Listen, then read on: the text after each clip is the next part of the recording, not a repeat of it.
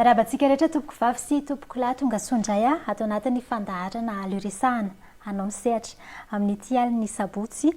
fa 8 ny volana febroary 2024 ity dia manasana ho ampanajana indray tony mahazatra anaraka hatramin'ny farany fandaharantsika amin'ity alina ity fifampizarana ny tokony ho fantatra indray indrindra fa mahakasika ny atao hoe asa fanaovan-gazety anabaka na presse en ligne izay no resahantsika atao anatin'ny fandaharana amin'ity alina ity dia manasa antsika anaraka hatramin'ny farany an'izay fandaharana izay ary dia mazava ho azy fampisehatra matianina eo amin'izay asa fanaovan-gazety anabaka izay na presse en ligne no iaraka antsika atao anatin'ny fandaharana ary tena saina manokana mihitsy izy ireo amaly andreo fanontaniana sy fifampizarana atao anatin'ny ora iray iarahantsika amin'ny fandaharana le resahana anao ny sehatra etỳ ampiandohana ihany koa dia tsindriana fa azontsika arahana ao amin'ny page Facebook Record Madagascar izao fandaharana le resahana anao sehatra izao dia azontsika ataony mametraka ny hevitritsika ihany koa mahakasika an'izay hoe presse en ligne na asa fanaovan-gazety anabaka izay azontsika ataony mizara ny fandaharana ihany koa mba ho maro no ahitan'izay fandaharana izay amin'ity anio ity araka ny nambara teo ary dia manambahiny ny fandaharantsika anankiroa izy ireo no nasaina manokana ifampizara atao anatin'izay ora iray izay fahentsika voalohany Andriamatoa Tojo Ramilianta tsy ho tsiniko angamba raha tonga dia ataoko hoe Tojo satria izay no fantarana ao anatiny asa fanaovan-gazety ianao no filohan'ny fikambanana appel ary directeur de publication ihany koa ny presse en ligne le défi Madagascar miarabanao tompoko tonga soa atao anatin'ny fandaharana le resahana anao sehatra eto amin'ny Record Madagascar amin'ity alina ity miarabanao namana manoa ary miarabantsika ihany koa ny mpanaraka ny fandaharana anao sehatra eto amin'ny Record Madagascar amin'izao fotoana izao akasitrany namaly ny fanasan'ny fandaharana amin'izao alina izao fahiny miaraka amintsika ihany koa Andriamatoa ny Gabriel Andriamitantsona hoe ny izay no fifampifantarantsika ny akianjeny directeur de publication ny presse en ligne feon'ny démocratie.mg anao fa secrétaire général ny appel ihany koa tonga soa atao anatin'ny fandaharana le resahana anao sehatra eto amin'ny Record Madagascar amin'ity alina ity miarabany namanamanoy dia miaraba itsika rehetra manaraka ny fandaharana amin'ny alala ny hainy vakijery rehetra indrindra ny mpanaraka ny radio télé Record Madagascar ary mandeha Facebook ihany koa moa izany izao fandaharantsika izao tsindriko manokana izay satria presse en ligne no resahantsika eto dia ao anatin'le sehatra somatsara ihany koa ankasitrana aloha ianareo nanaiky vahiny atao anatin'ny fandaharana amin'ity alina ity fa araky ny nambarako teo dia iresaka betsaka isika mahakasika ny hoe asa fanaovan-gazety anabaka na ny hoe presse en ligne mpisehatra amin'izay ianareo fa mety manitikidika ny natokantrano aloha hoe inona le fikambanana appel aleo angamba ny filohan'ny fikambanana no ndeha ampafantatra antsika hoe inona moa izany appel dia misehatra amin'ny inona izay fikambanana izay ny appel moa dia fanalavanany hoe association professionnelle de la presse en ligne à Madagascar izany hoe fikambanan'ireo orinasan-gazety anabaka miasa sy monina eto Madagascar izany hoe taloha zany mbola tsy nisy izy io fa taty aoriana rehefa niroborobo ny fampiasana ny internet dia maneran-tany mihitsy dia lasa ohatrany hoe endrika iray izy misehatra eo amin'io ataontsika hoe valabe mantsy zany no andikanan'ny internet satria ny olona rehetra afaka misehatra amin'izany avokoa fa isan'ny mpisehatra ao anatin'io zany ny mpanao gazety eto zany dia mitovy amin'ny hoe mpanao gazety atsoratra ny ambava sy ny antsary fa mpanao gazety anabaka ny resaka eto dia izay ny anton'le hoe nananganana le fikambanana izany hoe mba ampahafantarana hoe izahay dia tena manao an'io asa io asa ara-dalàna ary voafehan'ny lalàn'ny fanaovan-gazety ihany koa fa tsy hoe tsisy misy atao dia hoe ndao anao kely an'io na hoe io ndray zao malasa fa tena hoe asa mihitsy zany io dia ny antony nananganana le fikambanana zany satria na ny olona raha dia gaga fotsiny hoe ohatrany hoe tsy miavaka ny vary sy ny tsiparifary dia natsangana mihitsy ny fikambanana hoe reto ny tena mpanao gazety matianina misehatra amin'io mbola resahantsika be dia be moa mahakasika an'izay rehefa avy eo fa efa navaly amin'ny ambangovanga ny fanontaniana nanomboka oviana no nijoro ny appel dia mety hoe firy eo izao ny mpikambanao aminy tamin'ny heritaona zany hoe tany amin'ny volana marsa tany hoany no mitsangana ny apel ankehitriny zany natsangana izy amin'ny fatarana ny hoe izy daholo tokoa no misehatra eo anivony zany gazety anabaka izany amin'izao retenenatsika zao zany a de 10 eo eo ny mpikambana ao anatin'ny apel zany hoe ireo mpikambana 10 reo de tena misehatra ary matianina amin'io asa fanaovana gazety io avokoa. Tamin'ny martsa 2024 no nijoro ara-dalàna fa mino fa ny alohan'izay efa samy misehatra tao anatin'ny asa fanaovana gazety avokoa nitsangana ara-dalàna hoy isika fa rehefa ina tokoa moa zany no dotongo de resantsika tojo rehefa ina tokoa moa zany ataontsika hoe mpanao gazety anankiray na orinasan gazety anankiray no lazaina hoe ara-dalàna ny fisiny ao anatin'ny eo amin'ny anabaka na ny en ligne no resantsika. Oui. Ny fikambanana no tamin'ny heritaona no nitsangana fa reo orinasan gazety ao anatin'ireo nisy efa 5 taona, 9 taona, 10 taona ohatrohatr'izay. Ny manokana zao ohatra ny Le Défi Madagasikara vao avy nankalaza ny 5 taonany zay, zany efa 10 taona nisy iny. Ny rahalahato efa ela ihany koa izy no nijoro. De tsy hoe izay akory no mamaritra ny taonan'le apel fa le fikambanana no heritaona eo zany zay. De ianao moa manontany hoe ohatrany ahoana ny sivana masotsivana andraisana ny mpikambana na ohatr'izay fa voalohany aloha de tena mpanao gazety ao anatin'le orinasan gazety iray zany tsy maintsy farafaratsiny zany ao misy mpanao gazety iray matianina mpikambana ao anivon'ny lavitry ny mpanao gazety ao anatin'ny OGM ozy tsika de manaraka ny fenitra zany hoe ireo atotatartasy ireo moa zany afaka jereny rehetra any amin'ny biraoan'ny olavitra de amin'izay fotoana izay hita sy azo tarafinao hoe tena miasa manao an'le asa ho fameloma-tena mihitsy ilay orinasa fa tsy sanatrian'izany hoe resaka kilalao na ohatraohatran'izay satria saripady be mantsy zany io asa io. Ny olona mijery fotsiny hoe manao publication kely jereny fa sehatra asa ray eo ambany manaraka ny lalàna velona eto amin'ny tany sy ny firenena izy io. Tena tiako no resahana mihitsy moa zany androany izay hoe presse en ligne izay satria raha iresaka fotsiny isika tato anatin'ny 5 taona farany tena androborobo be ny tambazotra tserasera indrindra fa ny Facebook ho antsika teto Madagasikara na tiana na tsy tiana tsy afaka miala amin'izay ihany koa ny asa fanaovana gazety raha toa ka te hitazona ny ataontsika hoe ahakasika olona maromaro kokoa satria zay no antom-pisiana asa fanaovana gazety mampafantatra ny atao hoe mizarana izay vaovao izay amin'ny rehetra ary tafiditra ao anatin'ny rehetra izay hoe mpisehatra any amin'ny tambazotra tserasera izay. Raha somary ataoko mahitsy ty fantaniako ty de hoe aminareo eo anivon'ny apel manokana inona ny ataonareo hoe mampiavaka ankoatran'le hoe ara-dalàna teo manaraka tsara ny etika sy ny déontologie na asa fanaovana gazety hoe isika ho resantsika ihany kosa satria tsy ny mpanao Facebook rehetra no mahafantatra an'izay rehefa aveo fa ny hoe inona ny ataontsika hoe raha ohatra zany izao mipetraka eo amin'ny toerany mpanao Facebook ka mijery vaovao ao anatin'ny Facebook ireny fizarana karazana loharanom-baovao rehetrarehetra ireny rehefa ohatrany ahoana ataontsika hoe ara-dalàna ilay mpisehatra mety hoe rehefa compte ve rehefa page ve sa rehefa ohatrany ahoana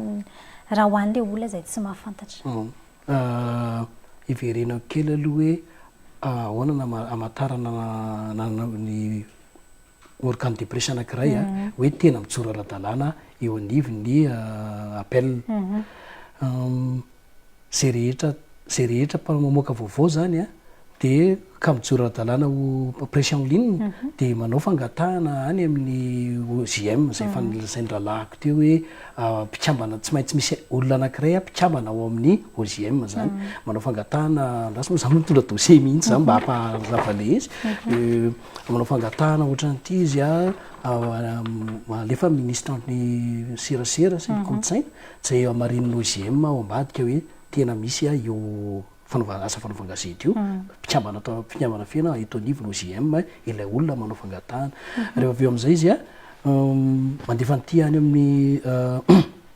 ministère ny communication de ampiarahany amin'ilay fanamarinana fa manana site web izy satria namantarana hoe prêche en ligne mijoro ara-dalàna izy a de manana site web tsy prêche en ligne zany tsy Facebook ny ijery anazy ary ho anay mpanao gazety anabaka de alefanay ao anaty site web aloha le vaovao zay vo alefanay anaty Facebook zany hoe ny prêche en ligne zany a tsy de tena amin'ny alalan'ny Facebook loatra ny ilazan'ny vaovao officiel fa support fotsiny iny fa nyteny ilazana azy officiel de ao anaty site web de mangataka n'lay attestation d'hébergement any amin'ilay olo amin'ny héberger le site web izy zany hoe tsaratsara kokoa raha eto Madagasikara le héberger le site web rehefa avy am'izay alefa ny any amin'ny tribunal le mahazo le taratasy avy any amin'ny ministère de communication izy de mahazo taratasy ohatran'ity avy any amin'ny tribunal mijoro ara-dalàna reto zao ny fion démocratie reto reto de misy taratasy maromaro anamarinana fianona zany izy hoe ohatran'ny hoe bulletin numéro 3 6 reny zany anamarinana tsara hoe tena prêche en ligne mijoro ara-dalàna izy rehefa zay le olona zany manana an'izay zay vao mandray azy ny appel le appel ndray zany rehefa tonga amin'ny appel izy de hoe ambaranay fa hoe tena olona misehatra ao anatin'lay filasambaovao anabaka le izy ny manavaka ny mpanao gazety tena mpanao gazety sy ny mpanao Facebook de ny tena mpanao gazety manaja nyreto hoe vaovao marina ary azo amarinina zay le recoupement zany hoe ny famoahana vaovao ataon'ny mpanao gazety matianina eo anivon'ny anabaka zany a de vaovao misy aloha le izy fa mbola manao fanamarinana izy hoe tena misy ve inona tokoa le tranga sao de tondromolotra fotsiny a sotra zany sa tsao inina ely de misy fanamarinana vaovao de manaraka an'izay moa zany ny mpanao gazety ao anatin'ny gazety anabaka efa miaina amin'ny le fiainana hoe malinasa sy tandroasina rehetra zany hoe etika sy ny deontologia kokoa ho anareo mpisehatra eo anivon'ny appel teo zao tsika raha nyresaka fotsiny de saika androna betsaka makany amin'ny Facebook ndresantsika satria zay ny tena miroborobo beto Madagasikara ary zay no ataontsika hoe takatry ny fahefa-mividy ny akamaroany ny saram-babe-bahoaka eto Madagasikara raha any amin'ny resaka hoe connexion internet sy ny sisa aminareo manokana manimba ny asa fanaovana gazety ve ny firoborobo ny Facebook sy ny tambazotra serasera sa mety ho tosika ihany koa aza ho an'ny asa fanaovana gazety ho anareo amin'ny nivon'ny appel valika fetrany zay fanontaniana izay mandray roa ngamba ny azo amalina izay fa ny tena hita aloha de mampiroborobo ny asa fanaovana gazety ny firoborobo ny Facebook teto Madagasikara raha tsy ivona kely ny tantara de misy ny ohatrany hoe tolotra nataon'ny orinasa tserasera reo zany de nampiroborobo an'io Facebook io de Facebook zany tena hoe amina mega mora de fa afaka mahazo Facebook tolony taty aoriana misy ny fampitoviana vidy de nisorana ny fitondram-panjakana moa zany fa tena nisy fetraikany tamin'ny fanaovana gazety iny fepetriny satria mitovy zany zao ny sarany raha ohatra ianao zany mijery Google ianao na mijery Facebook ianao na mijery LinkedIn ianao de afaka mijerevanao an'izay daholo ny mega eny ampilatananao tsy verenako angam'izay fa iny zavatra iny zany nampiova zavatra be satria taloha zao ny ho anay ao anatin'ny mpanao gazety anabaka dia zay rery no mikirakira ny site web fa ny olon-tsotra tsy miraharaha zany fa taty aoriana zany zao efa afaka mijery ny site web iny aloha zany zavatra ray tena mahafinaritra iny fa ny zavatra tena tiana hotsindrina zany de hoe efa manomboka tafita amin'olona zany hoe ny gazety anabaka ray dia matetika zany soratany-kely eo anatin'le publication Facebook foana hoe ity ny sitinay de mitsidika eo izy de efa hitany hoe reto daholo zany no vaovao androany no maly sy ny taloha de efa midika zavatra be zany iny hoe ahafahany mahatoko kokoa hoe ity page ity zany azo atokisana iny zany aloha zavatra raha hitako hoe fanofana lehibe ho an'ny fanaovana gazety hoy zay aty rehaboalohany hoe mandray roa zay valy teny zay fa tsy azo hoditsy hitako nefa fa misedra olana ihany koa fanaovana gazety raha ho an'ny gazety hafa ho an'ny gazety rahavavy samy hafa reo ataoko hoe rahavavy ao anaty fonoteny fa ny vaovaony zao presque efa soratana hidaholo ny androany de izy tsy afaka mokanay satria zava-pitsy voavoaka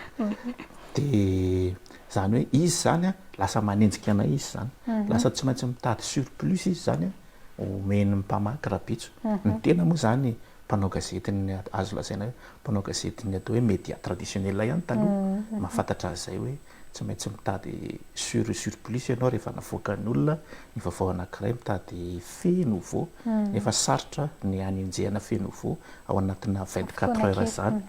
iny zany ataoko hoe lesoka kely nefany a mahita hevitra zareo satria zareo moa zany mifampiresaka daholo ihany de ny zavatra ohatrany hoe maro mahatriraisana zany a ao anatin'ny page Facebook ny zareo zany miannonce kely an'iny vaovao iny ohatra hoe lasa le cyclone de taraiky be izy raha-pitsy izy voiteny an'iny satria le cyclone androany efa lasa de ao aloha izy manao kely an'iny fa rehefa raha-pitsy izy zany ataony lava be iny zavatra anany eo de hitako fa amin'ny akapobeany zany azo lasaina hoe mitondra zava-baovao atsika ny firoborobo ny internet eto Madagasikara saingy le fampiasana azy a eo tsika le eo zany le mahatonga naitsinaitsy mijoro satria viravirain'ny olona tsy mpanao gazety a le asanay eo zany le anay entre parenthèse io zany a satria tsika zany mila sarotiny am'le izy a satria tsika no nianatra an'io a miaina amin'io a miasa amin'io a de misy olona sasany a zay manao anazy ataoko hoe kilalao de zay mihitsy moa ny anton'le fanontaniana ohatra any am-boalohany isan'ny mbola ao anatin'ny fahamalinana zany ihany koa zay zavatra andresahako zay fahitany azy raha ohatra ndraika manoloana an'ireo mpikirakira olon-tsotra mpikirakira ny tambazotra tserasera nanimba endrika sa nanampitosika ny asa fanaovana gazety izay firoborobony fampiasana ny tambazotra tserasera zay sady mamono no mamelona ny asa fanaovana gazety ny fisiny tambazotra tserasera mamono satria misy olona tsy nianatra le asa fanaovana gazety fa mahita fotsiny hoe misy accident tonga de makasara de tsy mialala fitraikany iny raha mandrika iny a any amin'ilay fampanjajery mpamaky na mpijery an'ilay famoaham-bo avao tsisy an'le ntsika mpanao gazety tonga de malana hoe tsisy an'le 5W ohatra zany teniko zany a fa tonga de zay mamono an'le asa zay fa mamelona ndray satria misy vaovao any ambanivohitra be tsy hitany a nefa hitatsika hatraty de hatreo tsika hatraty ndray manao recoupement miantso an'zay fanamarinam-baovao le hoe ohatra hoe manontany gendary any am'le toerana ohatra zany hoe manahoana mahakasika an'io firina ohatra inona mahatonga le izy de zay ndray mamelona le fampahalalam-baovao indray le izy de eo zany mila fisiko le tenin'ny président teo hoe mila jerena tsara hoe ahoana no andravolana an'izay mba hahatonga azy tarika tena fampandrosoana fiaina eo amin'ny lafiny filazam-baovao ho resantsika rehefa avy eo ny fiarovana indray ny mpisehatra eo amin'ny asa fanaovana gazety en ligne fa rehefa miresaka moa tsika hoe asa ara-dalàna dia misy lalàna mifehy azy ho an'ny mpikirakira ny asa fanaovana gazety anapaka na ny presse en ligne mahatsiaro hoe voaro ve ianareo manoloana ny lalàna amin'ny zava-misy ankehitriny eo amin'izay fiseharana amin'ny asa fanaovana gazety eo amin'ny sehatry ny anabaka izay tsy ampiamby ambana mihitsy no amaliana zany fa tena voary tanteraka ny mpisehatra amin'ny asa fanaovana gazety anapaka na ireo ataontsika hoe journaliste presse en ligne satria nahoana ny mpanao gazety anapaka dia mpanao gazety feno mitovy amin'ny hoe mpanao gazety antsoratra ny mpanao gazety amin'ny ainao manjery samihafa de mitovy an'izay mihitsy ny mpanao gazety anabaka misy an'le lalàna vaovao iny zao ny atsika zao ny lalàna vaovao taty aoriana le ny lalàn'ny fanaovana gazety iny a de zay lalàna sitrahan'ny mpanao gazety rehetra anatin'iny de misitraka ny daholy ny mpanao gazety anapaka ary tsy misy fanavahana mihitsy hoe satria nareo anapaka eo indrindra na de mbola tsy nanontanianao ary fa tonga de hoe miavaka avy hatrany zany amin'ny tsy mpanao gazety nefa mpikirakira ny anapaka zany hoe ireo olon-tsotra na hoe mpikirakira Facebook zany ka manao ny asa fanaovana gazety ao zany hoe mamoaka dossier-n'olona ao ianao zany na hoe manakian'olona ao ianao na hoe manondronondro molotr'olona ao ianao ka ho avy ny olona eny hitory anao de mandeha ny raharaha ireny olona ireny zany tsy arovany io satria izy tsy mpanao gazety zay fa reny zany tena hoe manana ny sampana manenjika anazy zany de ny cybercriminalité izy fahitan'ny azy satria ny mpikirakirana izay asa fanaovan-gazety zay tsy fantaniko tiny de hoe mety misy alaim-panahiny atokantrano any hatramin'izay raha mbola tsy nahita an'ity fandaharantsika ity mieritreritra fa azony atao ny mizarana izay tiany ho zaraina na miresaka izay tiany ho resahana na manao ny asa fanaovan-gazety ao anatin'ny tambazotra tserasera ao kanefa tsy mijoro ara-dalàna na tsy mpisehatra ara-dalàna ho anao manokana rehefa ohatrany ahoana no satria ianao zao ao anatin'ny orinasan-gazetinao mino fa mitondra olona maromaro manahoana ny fampitanana izay ataontsika karazana fahalalana izay amin'ireo mpanao gazety izay hoentinao misehatra ao anatin'ny feon'ny démocratie.mg sy any anatin'ny tambazotra tserasera mazava ho azy mba tsy ho tafalatsaka ao anatin'izay hoe fandikan-dalàna ny amin'ny asa fanaovan-gazety zay tsara fipetraka ilay fanontaniana eto somary anisy tsindrim-peo kely na dia mpanao gazety ara-dalàna azy ianao zany hoe manana nilay karatra mamatianina voakanao GM ka manao filazam-baovao na mitatitra vaovao any amin'ny comptenao manokana dia tsy ao anatin'le takelaka dia tsy ho arovany OGM tsy ho arovany lalàna ny fiany serasera hainy vaky jery zany ianao amin'izay fotoan'izay fa comptenao manokana iny fa eo no mampiavaka amin'ny presse en ligne ny presse en ligne dia manana pazy manokana ohatra ny anay feon'ny démocratie ohatra ny Rahalahato les défis ohatra ny HB Movie ao ihany koa ny délire de Madagascar ao ihany koa ny Ako Info ohatra reny rehetrarehetra reny zany dia pazy dia reny no arovany lalàna hoe satria famoahan gazety ohatra ny hoe gazety satria iny tena gazara-dalàna fa ilay avoaka amin'ny pazy manokana zany tena tsy ho arovana na mpanao gazety matianina za tena raha ao aminay manokana zao dia tena ampianarina mihitsy ny ankizy tena misy fiofanana tena moa mampianatra marketing digital sy community manager dia mampianatra an'izany mihitsy ao amin'ny ankizy hoe ohatrohatran'izao famoahan-baovao zao mampiavaka ny famoahan-baovao antsika anabaka sy ny famoahan-baovao atao amin'ny télé sy ny sisa izay koa moa zany ao anatin'ny appel amin'ny appel anay dia tsy hoe mikambana fotsiny dia miarina rehefa misy ny olana na ohatr'izao fa misy ihany koa fampiofanana zay inoako fa hitondra fanazavana mahakasika an'izay ny andriamatoa foloha zay indrindra tonga dia hotizantsika amin'izay sy ny any le défi ihany koa mety mitovitovy amin'izay any feon'ny démocratie zay fe ia ho an'ny ao amin'ny le défi manokana dia tsy misy mahasamihafa an'izay nytenen'ny rahalahy tato izay zany hoe ny anay zany hoe fa fifampitondrana mihitsy hoe tsara apita amin'le mpikambana tsirairay aloha hoe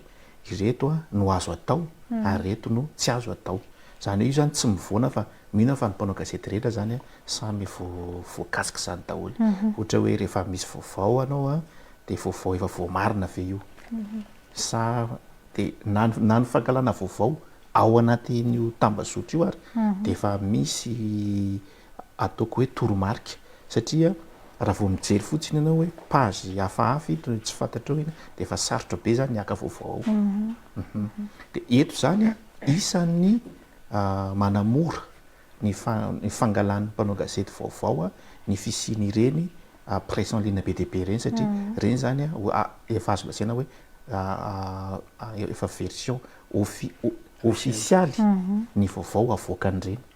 ka raha ohatra ka anao gazety zany le ianao raha pitso dia efa afaka mijery an'ireny nisy vaovao mitovy amin'izao tato dia efa reny zany efa tombon-dahany reny reny zany efa azo lasaina hoe plus ho an'ny fanaovan-gazety amin'izao fotoana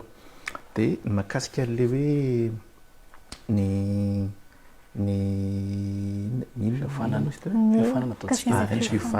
ny fiofanana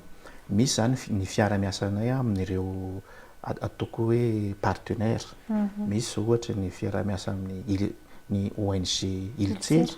hoe dia zareo zany propose hoe zao ny fiofanana mba tianay omena ny mpikambana eo amin'ny appel ohatra hoe mahakasika ny hoe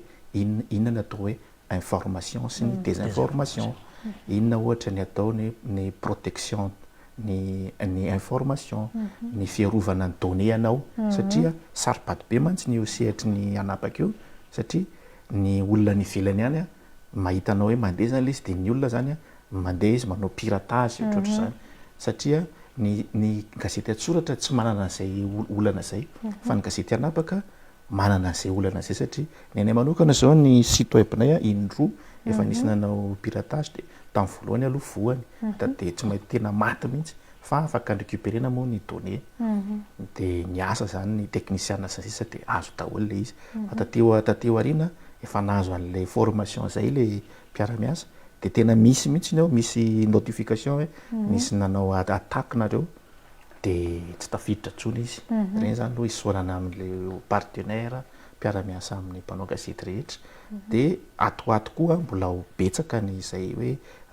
fiofanana zay, ary tena ny anay io fiofanana io tena mafisina mihitsy, ny rahalahiko ato moa io mitety faritra mihitsy iny ary izy amin'ireo mpikambana pelle sy ny sisa any faritra ireo mamita an'izay fiofanana zay, dia mbola misy koa moa zao no ny hoe andalana voandalana mpanatanterahana zay fiofanana zay. Manao ahoana ny fiatrehanareo mpanao gazety anapaka na ny presse en ligne ny ataontsika hoe plagiat na ny ireny fandikana fotsiny na fangalarana mihitsy ary ilay article izay vokarinareo satria ireny ihany koa mantsy mahatonga ny olona mieritreritra hoe lasa mpanao gazety daholo ny mpisehatra ao amin'ny Facebook ao, satria nisy article ohatra tany amin'ny presse en ligne ara-dalàna tany dia adikany fotsiny dia tsy fantany akory, tsy lazainy akory hoe taiza ny source anakany azy sy ny ohatran'izay. Manao ny fiatrehanareo an'ireny? Raha ho anay ao amin'ny feon'ny démocratie manokana efa manana n'ilay intelligence artificielle zay ihany mamorona le izy le antsoina hoe fantaro sy solaitra, dia iny le vaovao dia kopienay ao amin'le izy fotsiny dia tonga dia atondry le intelligence artificielle hoe ty atarinina dikany ty fehezanteny ty atary ty am'fehezanteny io zany zay raha tahiny tompo dia mety ho zaraina ho an'ny mpanao gazety ao amin'ny appel aloha fanamarina vaovao io tena tsy mandainga fa ohatra hoe mandeha zao cyclone dia mamoaka ny météo Madagasikara vaovao ofisialy dia misy nanova fotsiny fehezanteny ao anatin'le izy hoe tonga ny cyclone tamin'ny sivy, dia misy mamadika fehezanteny hoe tamin'ny sivy olana no tonga ny cyclone, tonga dia détecteny le intelligence artificielle antsoina hoe solaitra makan'iny dia hitany eo dia fantatra maroka misy olona zao manao copie-coller ny vaovao, satria zany manaratra kely moa zany amin'ny sera tahak'itony ny gazety feon'ny démocratie dia misy daholo misy mpanao gazety ato anivon'ny feon'ny démocratie isaky ny faritra 13 dia misy koa any Canada, dia misy any France, dia misy any Paris, dia misy any Corée, dia misy olona zao mamoaka vaovao any amin'ny faritra izy dia tao amin'iny copie fa nataony tamin'ny temparitra fa sorana n'Andriamanitra fa mbola fantany intelligence artificielle ihany hoe ty dia tianao dia teneninay le olona dia fasana izy hoe raha tianao tsy manakany izahay iny tsy zaranao le vaovao satrinay ary zany fatonono le source hoe nadika tamin'ity loharano-baovao nakana anazy, satria ndrao ka vaovao tsy marina ohatra navoaka anay dia miara voasambotra aminay ianao fa zany moa tsy izy zany. Enay ihany koa ary zay moa no mampiavaka kely an'ilay hoe nyle resaka média en ligne, satria samy mampiasa teknôlôjia taty aoriana daholo, zay koa mampiasa ny intelligence artificielle fa ny anay indray ny anay andefasanay mail le olona avy eo maromaro zao tao ao tamin'ny herinandro iny dia ny anay zany manao notification le site hoe nisy nampiasa ny article ohatra zao, dia rehefa nijerena daholo le izy ny tena mampagaga dia tsy mpanao gazety daholo mampiasa an'le izy, dia nandefasanay mail mihitsy hoe nareo raha mampiasa ny lahatsoratra anay dia sitio le source anay fa zay tsy sarotiny, zany hoe dia mandefa 4 kilo zany zay hoe raharano lalàna ny maka asa soratr'olona tsy nazona lalàna dia mamaly tokoa nge le olona hoe zay tsy miraharaha zany zao dia tsy hitanao moa zay anana izy fa raha bangona amin'ny teny tokana izy dia hoe ny tsy mpanao gazety no mahasaha maka na asa soratr'olona ny tena mampalahelo zao dia ao amin'ny YouTube ao mety manaraka atsika izy tsy ho tononin-keto moa lay izy fa fatany fa tena io ranamana io efa nalaina ny renseignement vitsivitsy fa tsy eto Madagasikara izy fa io ninninona zavatra mandeha na hatramin'ny vaovao anareo aty sy hitana rehetrarehetra dia alainy daholo compileny io zany dia ampiteneniny amin'ny fomba hafa dia gaga ianao hoe vidéo an'olona tsy niteny an'izany vita miteny ohatr'izao dia saroty miteraka le ohatrany hoe lasa miteraka ady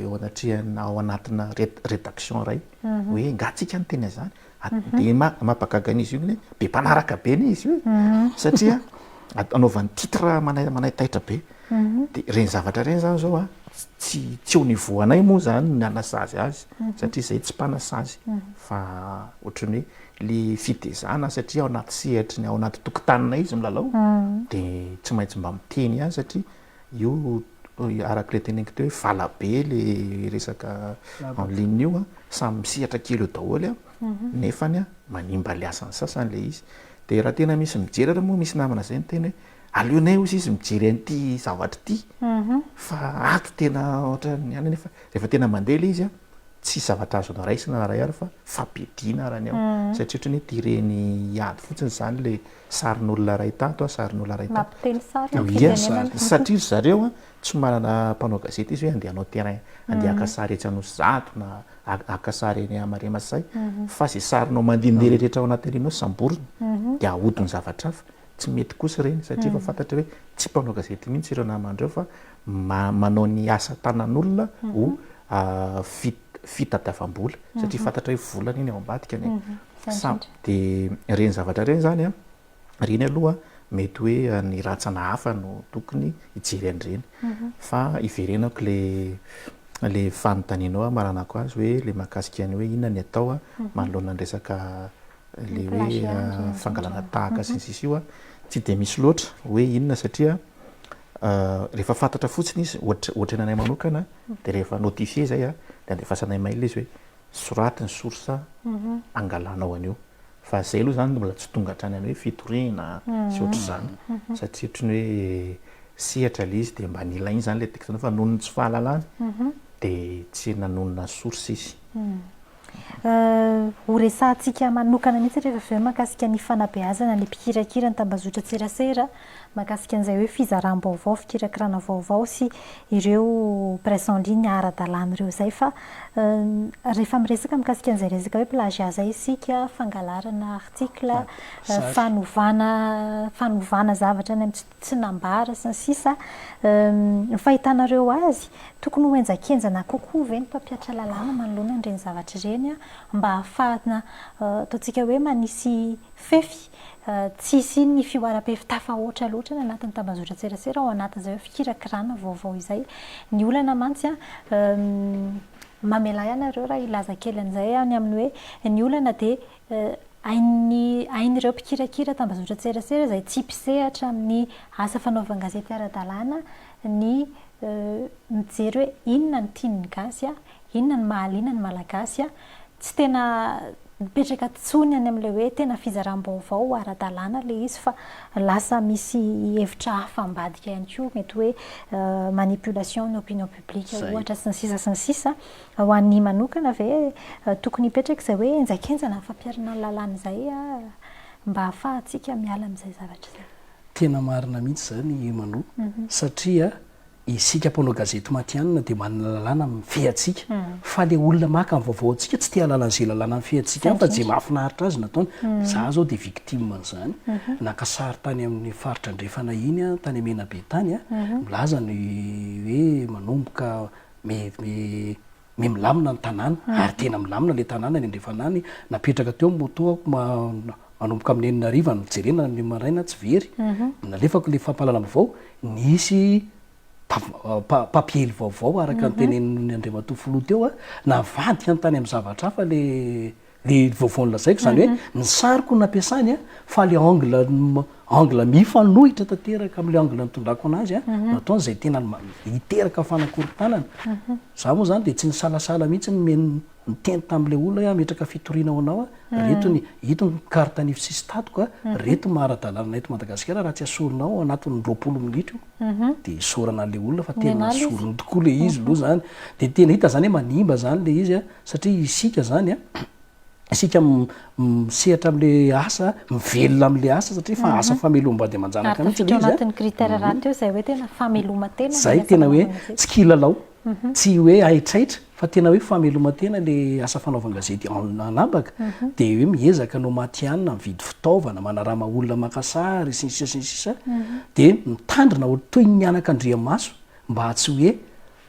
vaovao mandratra na hiteraka fanakorontanana le izy fa hoe vaovao tena fampitam-baovao hiteraka vokatsoa eto amin'ny firenena fa le olona manao kopie vaovao iny tsy tia lalan'izany fa de zay mahafinaritra anazy no nataony de etona ny tanako an'ireo mpampiatra lalàna rehetra eo amin'ny haino vaky jery hoe tokony ampiakarina koa avoavo kokoa ny lenta fiarovana ny droit amin'ilay aliment zay iny moa zany amin'ny teny malagasy madio rano fa zay nafantarako azy hoe ampiakarina zany ho fiarovana n'ireo mpakasary sy ireo mpanao gazety misehatra am'le asa fa lasa ozy ny folohan'ny appel te viraviran'ny olona le asa de lasa tsy sady mandratra ny mpanao gazety no miteraka fakorontanana eny anivon'ny fiarahamonina fandahoary resantsika amin'izay andriamatoa folohan'ny appel ny zay hoe fanabeazana ny mpikirakira ny tambazotra tserasera zay ao atsika zay mpisehatra ara-dalàna ao anatin'ny zay presse en ligne izay ianareo ve mahita hoe ampy ny fanabeazana no manina ve ny malagasy hiatrika an'izao firoborobony internet izao sa tsy niomana loatra tamin'izay ka mahatonga zao zava-misy ianantsika ty amin'izao taona 2024 zay amin'izay hoe resaka filalaovana opinion publique fanaparitahana vaovao mety hoe tsy marina anatin'ny tambazotra tserasera zay raha anareo manokana fanabeazana ohatriny ahoana no mety mandaitra na mety hanampy ny malagasy hiverina amin'izay fahaizana mikirakira ny tambazotra tserasera zay aminay manokana de tsy nomanina ny vahoaka malagasy hiatrika nyzao firoborobony tambazotra serasera izao ary tampoka be ho anazy le izy ary ny akamaroany ataoko hoe deli nisy tao ao de vokatra tao anatin'io tambazotra serasera io maro be ireo olotsotra toboka ponja noho ny tsy fahafantarany ny zavatra nampiasainy tao olotsotra ozy satria zao na izy ary mikapoka anjanana izy alainy sary le izy de alefany avy eo de milasa voatery lasa miampy ny asan'ny gendarmerie de ny gendarmerie zany avy eo lasa manenjika an'iny de rehefa nitatra de mihetsika koa lasa nahazo asa koa ny mpiaro-ny zoniny ankizy de ny faran'le olona le ray aman-dreny toboka ponja zany hoe efa isan'ny voka-dratsy ny tsy fahaizana nikirakira n'le tambazotra sosialy zao zay tena betsaka isan'andro zany ao ary ny akamaroany ny ataoko hoe ny agegena entre guillemets de ao daholy misy namako zay raha moa tena hoe nianao izy vao zavatra ny anaty Facebook de tsy manao mpandrarà moa izy zaho izy tsy hitanao azy zany mihitsy fa raha iara-iasa amiko de zay anaty ny anay anaty site ihany rehefa tsy avoaka anareo anaty site web ny article anay de tsy mandeha fa rehefa anaty anay tena adalàna any ao de gagabe adalàna ahoana moa ny ato monsieur le PDG adalàna any ao isan'andro ka inao zao manao le ka za tsy afa miala am'ty satria ny mpiasako ato daholy de mamitiry le atony zareo ato de tena sorena mihitsy ary za ozy izy de isan'ny deranareo anatin'ny appel mijoro mikadre an'le mpanao gazety misehatra an'le satria nanareo koa raha manao adalàna de zay hoe aza miteny maro ianao monsieur le PDG fa ny omby indray mandry tsy indray ny fo fa efa miezaka manarina tsy kelikely de eo anatrehan'zany rehetra zany zany de manolo tanana zany amin'ny namana samy hafa hoe raha misy azo manapinanareo de ampinainareo satria zay moa zany efa maromaro ny fiofanana efa ndraisinay mahakasika an'izay fa tsy mitsahatra koa nefa zay mbola mandonomba ravarana miantso an'ireo mpisihatra samy hafa hoe omeo fiofanana ireto namanay reto satria misy mivoatra isan'andro isan'andro mantsy izy io dia misy maro ny zavatra mety hoe tsy hoarakay fa raisinay mpitiavana fiofanana omenareo hoe ohatrohatry ny ahoana indray ny fomba fietrehana an'ity mba tsy any amin'ilay resaka hoe dérapage foana no alalan'olona azy zany resaka mpisihatra anapaka izany. Ny hevitry ny mikasikan'izay fanabeazana mpikirakira ny tambazotra tserasera izay aiza ho aiza ny fanabeazana ilainy mpikirakira tambazotra tserasera eto Madagasikara. Tena marina za manokana moa zany dia iverena kely le tenyny rahalahy-tojo hoe efa maro ny faritra nampianarako an'ilay marketing digital sy community manager web 2 raha tsy ilaza hoe vady fa fito finany analamanga vakinankaratra analanjoro fatsinanana marobe amin'ireny marina hoe mianatra mivarotra atao eto anivon'ny internet fa eo ihany koa le fanabeazana filalaovana internet ohatra hoe misy olona mandoro vola voangakely atsika nydorono le vola tsy fantany hoe eloka le izy tsy fantany hoe eloka le izy misy vehivavy zao voangakely ao miteny ratsy be eny ananina zay tsy ho averiny eny moa zany fa tena anina dia tsy hoe izy ny teanao tsy hoe izy ny teanao fa noho tsy fahalalana eo koa le hoe te hisehoseho te halaza teo lasa influenceur moa zay nalaza anazy dia ito ny hitako fa mampetena mampalaza anazy dia atao le izy eto no angatahako tanana an'ireo mpanabe eo anivon'ny cybercriminalité na eo anivon'ny gendarmerie pirenena zany na eo anivon'ny police pirenena okare mba tsy hoe le sazy aloha narangaranga fa mba asivolo le fanabeazana alefaso le fanabeazana hoe zao daholo ny eloka anabaka zao ny mety mampigadra zao ny tena tsy azo andeferina fa tena tonga dia mampidoboka ponja araka ny teniny Andriamatofiloha teo fa rehefa fantatra le olona le izy dia matahotra ho azy izy taloha nge zany Facebook zany dia tena malalaka be mihitsy dia rehefa nasina le hoe cybercriminalité dia lasa matahotahotra ny olona dia izao indray le izy ohatra ny hitako hoe mivoana zany dia ho anay mampianatra zany mampianatra n'ilay hainy vaky jery ho an'ny olona any amin'ny faritra na tsika eto Antananarivo dia mahita fa rehefa mahafantatra le olona dia tena manaja an'iny tokoa olona efa any amin'ny roa alina mihoatra any nampianariko an'ity manerana amin'ny faritany dia ireo olona ireo tena hitako hoe eny fa miova ny publication ataony satria manaraka an'le olona miova misy fa satria mifanabeazana kely sy fanentanana kely tsy dia mila fotoana ela tsy dia mila vola firy fa kely fotsiny hoe reto sy reto no azo atao dia reto ny mahavelona dia reto ny mahafaty dia ohatr'izay any amin'ny famaranana antsika hiverina kely amin'izay fa tiako fantaniana tiako apetraka ihany izy ity ho an'ny filoha ny fikambanana appel inona mahasamy hafa ny hoe mpisehatra eo amin'ny haino vaky jery ara-dalàna ao amin'ny anabaka ao sy ireo ataontsika hoe influenceur izay amin'izao fotoana izao be dia be ny mivoaka tsikelikely ary mampalaza azy ireny ihany koa matetika ny hoe fitadiavana buzz hoe isika na ny fanenjehana fotsiny ihany ny réaction an'ny olona mety ilahatra amin'izy ireny ve ny mpanao gazety samy manana ny sehatra manokana azy mihitsy izay tsy fiandraisana ny influenceur ny mampitovy amin'izy ireo aloha zany dia samy mpisehatra eo anivony anabaka zareo arak'ilay teneniko foana aloha hoe toy ny valabeny ny io anabaka io zany ohatrany hoe tena hoe bien de l'humanité mihitsy zany izy io niza niza zany dia misehatra ao daholo misy mpanao gazety zay moa miteny hoe tsy ho voafehanareo io tsisy manan'eritreritry fihany io mihitsy fa ny sehatra misy azy no feheziny ohatra ny anay zao anatin'ny fanaovana gazety anapaka dia ny sehatra misy anay no fehezinay izay aloha zany dia tsy lahatra amin'ny influenceur mihitsy satria ny tanjona samy hafa le antondrara samy hafa fa ny sehatra esana no mitovy fa zareo zao ohatra ny anazy zany ny tanjony dia hoe ny mba betsaka mpijery na zavatra tsy mifanaraka amin'ny etika sy déontologie anay ary zay zao dia tsy mampitovy satria zareo angambany tsy dia mifototra loatra amin'ny resaka soa atoaviny iny fa mety amin'ny daholo io dia zavatra rehetra mety hiteraka buzz ny fanaovana gazety indray tsy manao buzz mihitsy ary mora hita kely enay zao ny publication manao article zay article madio tsara fa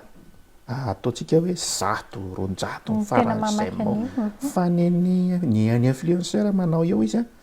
ao anatin'ny 30 minutes fotsiny izy de efa tafakatra 2 arivo iny de nefa ny zavatra tsisy ataoko tsy hoe tsisy dika anaotro zany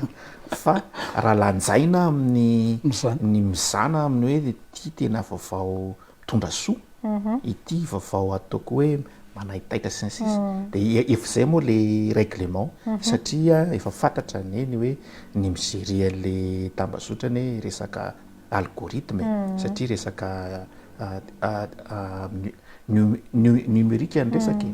efa fantatra zany de le efa fantatra le algorithme mihitsy hoe ianina ity de tonga de sasany araha ohatra hoe anniversaire ny anina androany de iny de efa 4000 fa ianao zany mamoaka hoe izao ny tena tao ambadika ity raharahany ity ny anao 300 raha farany ambony de zay indray tsy kivy am'izany ary tsy taitra am'izany mihitsy fa samy manany lanja andreo de zay ngamba ny azoko lazay olo makasika re anisy tsinopeo kely mihitsy eny manavaka ny pression en ligne sy ny influenceur ny pression en ligne aloha zany de manana site web fa ny tsisy influenceur manana site web zany ny site web ny pression en ligne manoloana ny hitrakitraka ataondreo jiolany eto mifehtsona azy nareo hacker de voaro indrindrandrindra fa izahay ao amin'ny appel zany ao amin'ny appel dia manam-pahaizana maro mahakasika ny hay ara-teknôlôjia zany hoe fiarovana ny sécurité ny site web anay zany eto zany de ohatrany somary manentana kely any hoany zay anangana pression en ligne ka hikambana amin'ny appel de mahazo mandry voany vato izy amin'ny resaka fiarovana sécurité n'lay site web satria tena spécialité andreo mpikambana ao anatin'ny appel reo zany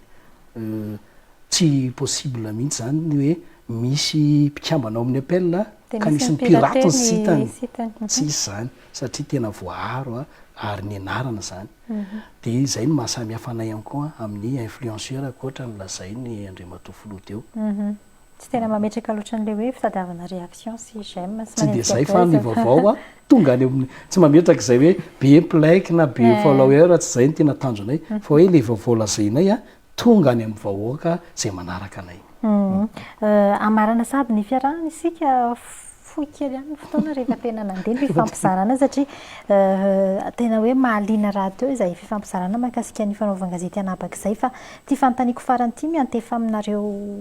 rahalahy zay ataontsika hoe fampisehatra eo amin'izay fanaovan-gazety anabaka izay mety misy manafangaro ndrasakitsika teo ny amin'ny hoe tokony hoenjakenjanina kokoa ny fampiarana ny lalàna mba tsy hisy ny fiope loatra fioara-pe loatra ao amin'ny fikirakirana tambazotra tserasera ao na dia tsy mahakasika loatra atsika hoe tena mpisehatra ao amin'ny fanaovan-gazety ara-dalàna ary zay fa mety hisy alaim-panahana fangarony amin'ny hoe famonoana ny fahalalahana iteny ny fampiarana ny lalàna izay ho atsika manokana mety manana mampisehatra atsika ao anatin'izay asa fanaovan-gazety zay mety manana afatra ihany isika ho ampitainany amin'ny vahoaka malagasy sy mipikirakira ny tambazotra tserasera Facebook ny amin'ny hoe misy lalàna mifeha io fikirakirana ny tambazotra tserasera io raha ohatra isika ka manome izay ataontsika hoe karazana fanabeazana kely atao anaty minitra vitsivitsy zay atomboka ato amin'ny tojo inona ny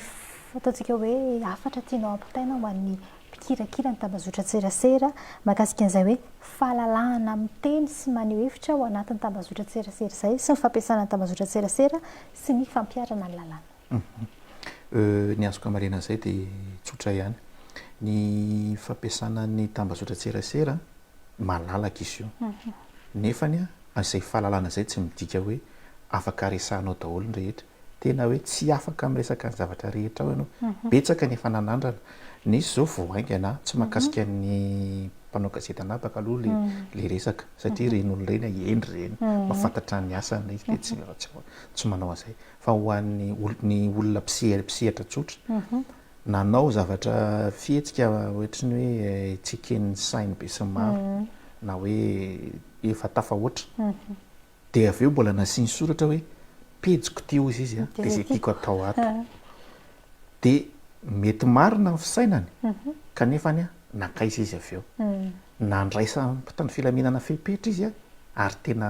gaga mihitsiny izy satria ny lalàna mantsy de mitemiteny hoe nul n'est censé ignorer la loi tsy miraharaha zany ianao hoe tsy hainao io lalàna io fa miatra aminao io zany hoe ny fampiasana ny tambazotra tserasera dia mitaky fahendrena na amin'inona ianao na amin'inona misy olona ne influenceur izy fa tsy mbola nanana olana mihitsy io na kely ary tena be deabe mimpanaraka anazy fa mahafantatra influenceur sady mpanakanto fa tena nanan'olona problème mihitsy satria tena hoe vidiny zany hoe le fahendrena tsy tao tsy misy olona manery anao hoe tsy maintsy endry ianao vao manao an'io ny rehetra afaka samy manao an'io daholo de ny mampalahelo amintsika eto Madagasikara de lasa ohatrany hoe itsika ihany zany no voatery mampiana-tena misehatra mampiasa anazy satria matahotra eo anatry an'izay indrindra zany no ohatrany hoe andefasako le antso zahay eo amin'ny appel moa de andefan'le volavolakevitra hoe anangana police de crime en ligne sa inona na ny anarany ary mbola tsisy cybercriminalité satria izahay zany hita anay kokoa hoe anampy anay zany io rafitra io satria ho anay ao anatin'ny appel zany mangataka no ao anatiny io satria zay zany organe ara-dalàna miasa amin'izy io de anampy ihany koa ny olona rehetra zay mety ho voakasika zay fa mbola voadiniana fa volavolakevitra le izy de ho atsipinay de ny azoko amaranana anazy zany de hoe ny fampiasana ny tambazotra tserasera dia sady tsy mora ny sarotra satria ny zavatra ataonao ihany no ahitana olana ka tsara ny hoe mampisy ataoko hoe mampisy lanjany ny zavatra avoakanao zay ny ho any amin'ny ihany koa mero any amarana atsika misy tenina manampahaizana coréenne mahakasika ny marketing digital sy community manager de adika amin'ny teny gasy mazava be fanatotoloana fa tsy fanabotoloana zany hoe raha le fanatotoloana mampandroso an'izao tontolo izao ny fisiny lay tambajotra tserasera de tsara fa raha iny no manaboto anao indray de ratsy de misy indray makasitraka monsieur le ministre izy de hatreo izy lasa député tamina nokafana officialy ny feo démocratie de ozy ny tamiko hoe omenanao ny fahazondalana lokatra ny feo démocratie eto Madagasikara pression en ligne fa zao démocratie tsy fa tsy fanehoana-dalàna zany hoe démocratie afaka anehoana hevitra rehetra fa tsy fanaovana-dalàna ny ao anatiny de tahak'izay koa ny afatra hoe malalaka be mihitsy ny faneho-kevitra ao anatin'ny Facebook ao tsy Facebook rery moa zany fa na ao anatina YouTube na ao anatin'ny Twitter sy ny sisy fa kosany ozy ny obolina malagasy zay mandry mihoatra ny fandrina de lavo ary ny sangy azo atao fa ny sangy mihoatra ny lony tsy azo atao de zay nao nentanana antsika hoe afaka isika ihany de mahafantatra hoe eloka zany ataoko zany zany ataoko zany kosa ny tsy eloka fa tena mampandroso de zay hoe miteraka inona eo fiarahamonina le fampalam-baovao ataonao na ilay ranty asehonao hitany be somara eo anivony ny tambatsotra tiana napetraka kely notsipihana ihany moa izay ny taty farany fandaharana na de tsy ataontsika hoe tena nakasika an'le presse en ligne zay seharantsika ara fa efa mamarana ny fandaharana sady isika omena 2 minitra avy angamby ianareo amin'ny rahalahy anaovana ny ataontsika hoe fampitinana n'izay noresantsika teo zay na ho an'ny appel manokana io na miatefy ihany koa amin'ny mpikirakira ny tambazotra tserasera malalaka be mihitsy atombokontsika eto amin'ny ataoko voalohany aloha de misaotra ny ainao manjery record ny Madagasikara nandray anay tamin'ity fandaharana ity satria zava-dehibe ny ampalalana amin'ny be sy ny maro hoe inona zany andraikitry ny fanaovan-gazety anabaka izany satria zava-baovao ihany izy io ka dia ohatrany hoe mila fahamatorana mila fampahafantarana ihany koa nefany ka araky ny fanendresahana teo dia mifototra amin'ny lalàna zany hoe tsy mivoana amin'ny texte mifehy fanaovan-gazety ny ireo mpikirakira ny asan-gazety anabaka na izany aza nefany dia misokatra ho an'ny be sy maro izay satria tanora daholo ny akamaroany ireo mpisehatra ireo de misy moa ren'le hoe fikambanana mpamin'ny fiofanana reny raisina iantanandroa misokatra mivaravarana zay ihany koa nefany a dia mbola mieritreritra ny mbola andeha lavitra satria vo manomboka izy io satria miara-miaina amin'ny fivoaran'ny teknôlôjia ny fanaovan-gazety anapaka satria raha iresakintsika izy ohatra hoe taloloha ataoko hoe mbola tsy tena nisehatra mbola tsy niroborobo ny fanaovana vidéo tao anatin'ny ny support fa ankehitriny a dia efa tena hoe fanaovan-gazety feno satria sady afaka manoratra no afaka miaino ianao a afaka misy feo a dia mino izay fa zany rehetra zany a dia makany amin'ny mizotra makany amin'ny tsara kokoa hoe mba misy vokany ho an'ny nina moa zany ny asa fampandrosoana eto Madagasikara. Maha secrétaire général ny appel eto Madagasikara dia ny appel Madagasikara no asiko tsindrim-peo kely manentana an'ireo namana rehetra mpisehatra satria mahitsy zay a fa mbola misy ireo olona tena mpanao gazety matianina manana pression ligne fa tsy mpikambana ao amin'ny appel manentana an'izy ireny izay mba hirotsaka misokatra be mihitsy a ny manokatra varavarana be ho atsika rehetra ny appel izany hoe amin'ny faraparany volana avrily amin'ny farafarana volana avrily any zay a amoaka tena liste officielle hoe reto ary a no tena mpanao gazety a matianina miasa eto anivona nabaka ho azo copie an'izay moa zany ny any amin'ny tribunaly a dia azo daholo a isika ty amin'ny vakijery rehetra mangatakatsy manentana atsika zany iritsaka isany a appel eto Madagasikara sady tombotsoa atsika zay a no tombotsoa andreo mpanaraka atsika ary misitraka fiarovana kokoa ihany koa ary misitraka fiarovana kokoa ihany koa raha sanatria ka misy a tsy fetezana ny vaovao alefanao akoatran'izay koa raha sanatria misy tsy fetezana ny site web ampiasanao dia appel afaka mamboatra an'izany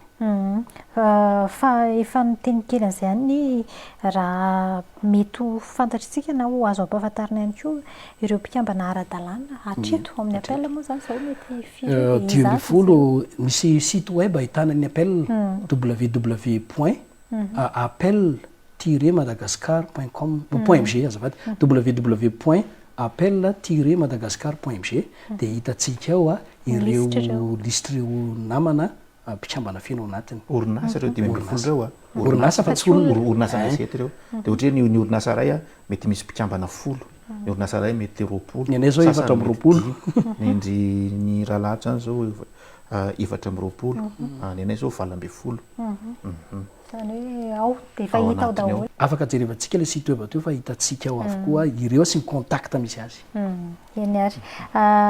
antenaina fa nanampy be dehibe andreo mpikirakira tambazotra tserasera fa indrindra ihany koa nanampy betsaka atsika izay mpisehatra ara-dalàna amin'ny asa fanaovan-gazety any amin'ny anabaka any no nampahafantarana an'izay rehetra izay tato anatin'ny fandaharana le resahana hanao ny sehatra tamin'ny ity alina ity tsara ny mahafantatra hoe misy ireo rafitra ara-dalàna izay mpanao gazety mihitsy a mamoaka vaovao ara-dalàna any an-tambazotra tserasera any a sy any amin'ny site web any ihany koa